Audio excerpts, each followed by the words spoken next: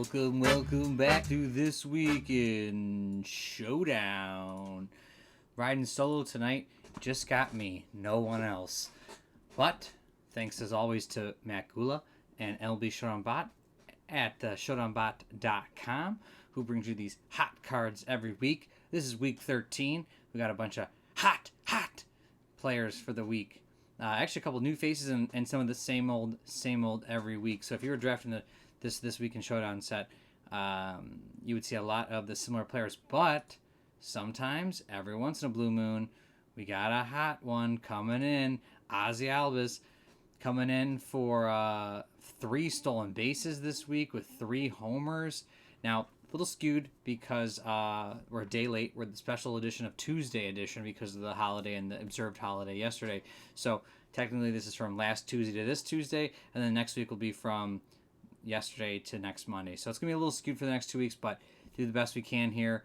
I had a 387 on base this week. So he's only a 7. A little bit of pop. Not the best fielding either, but only 3 outs. Pretty cool card, pretty draftable. It's nice to see that he's kind of getting back at it. Hopefully he keeps, tearing it up and keeps going forward. Maybe brings his speed up. Because right now, probably not drafting this card, though the 12 through 15 double is extremely nice. So we'll see. We'll see how this card ends up at the end of the season. But right now, pretty cool. Oh, look at that. Shohei Ohtani again. Going back to the DH spot. A speed. Pretty true outcome for the first 2 stats. And then obviously Sammy Sosa for the 14 through 20. But he's got doubles and triples. But he's an A speed version of Sammy Sosa. This week he hits 5 more home runs at 31 home runs. The 400 on base for the week. Just continuing to rake. He has a stolen base this week. 7 runs. He's unstoppable. But it seems like, if I'm not mistaken, someone else can correct me, he basically strikes out or gets an extra base hit. Doesn't really get a lot of singles. It's just kind of crazy. He's got 4 triples this year, which is just wild. So again, just an odd card. He's gonna be in the home run derby, so that's gonna be freaking awesome. I think that's next Monday. So again, don't know if I'll be. I guess I will be. Doing it maybe the day before or that evening. So stay tuned for that as well. Next up, Shohei Ohtani bringing in another 7 on base here. For the week, though, he had 3 homers, 9 RBIs, 10 runs, and had 424 on base, bringing out to a 7 on base, which kind of sucks. Again, this card is just like OZZY, we saw with a little bit of power with the 7. This one has no speed, +1 at first base. He really were hoping that Jose can bring him back to his MVP type caliber player that he can be, but just having a rough overall season, a little bit better. We're looking at an 8 is kind of what we want. A guy who's having a tremendous season is Marquez Semien. He picks up 3 home runs this week, 9 RBIs, a stolen base, and 7 runs. 393 for the week. So he's about an 8, 8-9 type player. But look at that defense. Shortstop +5, second base +4. I know he was a +6 the other day, and shortstop, but you're just getting an awesome infielder up the middle with a lot of pop, with 17 through 20 home run, 14 through 16 double with an 8 on base. So Marcus looking like a big player. With 370 is a lot to spend on him, but knowing that you're basically not getting hurt at all from this card, you got the B speed, tons of defense, lots of hits on his chart. So probably a great card. I don't know if people are going to draft him at the 370 range, but he definitely looks great, so I assume he would be. But I guess we'll see as the season continues. Now, we always go for that worst player of the week, and William Contreras didn't do too well. 0 for 12 on base of 77 this week. Kind of rough. He has 7 home runs in the year, 21 RBIs.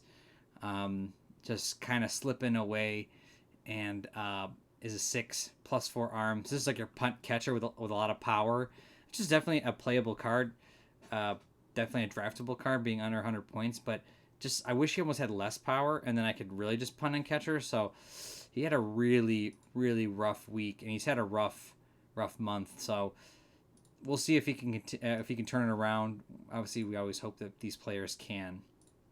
And then back-to-back, again, Shohei Ohtani making another week where he pitches great and hits great. So now he only had 2 IP last inning and got, this is today?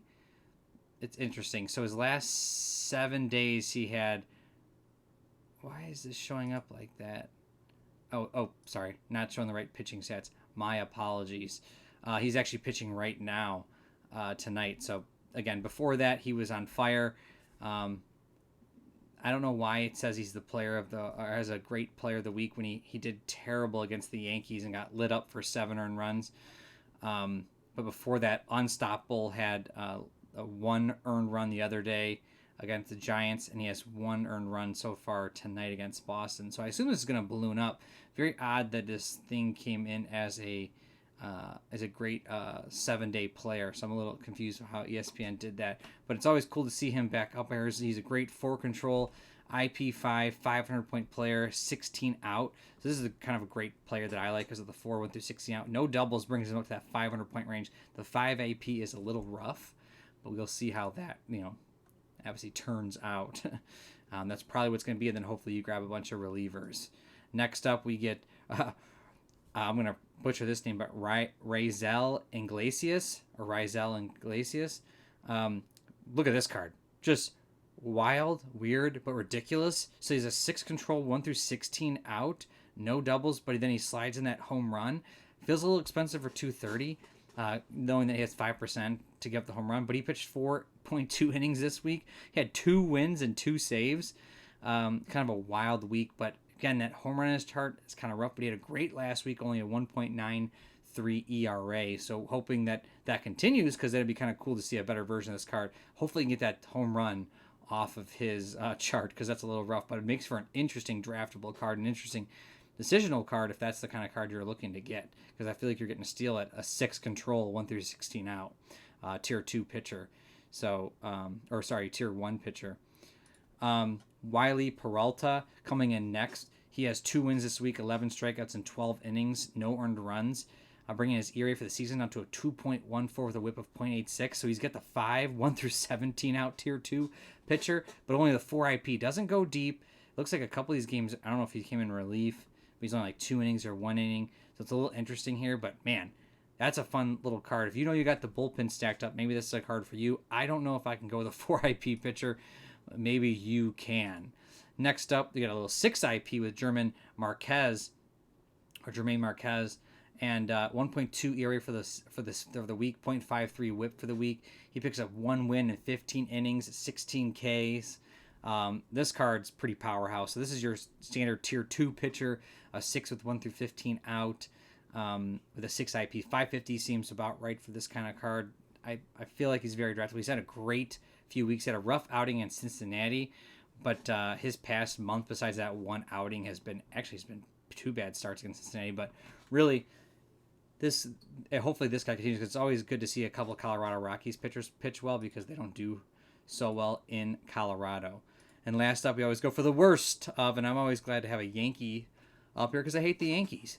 So Chapman gets beat up. He has 0.1 innings this week, and he lets up 7 earned runs. The other day against the Mets, blown save, had a 189 ERA for the week. Obviously gets the worst pitcher of the week award. His ERA for the season is 4.71 with a 1.43 WHIP. Weird card though. So like a 2 that's 1 through 17 out with like no single doubles or home runs. It's actually a very draftable card. I don't like 2 control, but man, it seems like if you get the advantage, you're not doing anything against him, but you're just gonna get blown up every once in a while, which makes sense to his season. So hopefully that is, hopefully that changes, I guess. I mean, obviously I like draftable cards. It's kind of fun. But man, I definitely hate the Yankees, so I'm kind of glad to see him hurting a little bit. But again, very quick episode this week. Whenever I don't have Jeff or Matt, you know me, I go fast. That's kind of how I do things until they, break me up with a side story. So let me know what you guys think of this week, and if this week anything came out weird. Again, that Shohei Ohtani, I don't know if it should have been here for the pitchers, but we'll see. And let me know about that Iglesias card if that's what you like. Thank you guys for being here for week 13, and hopefully see you guys for week 14.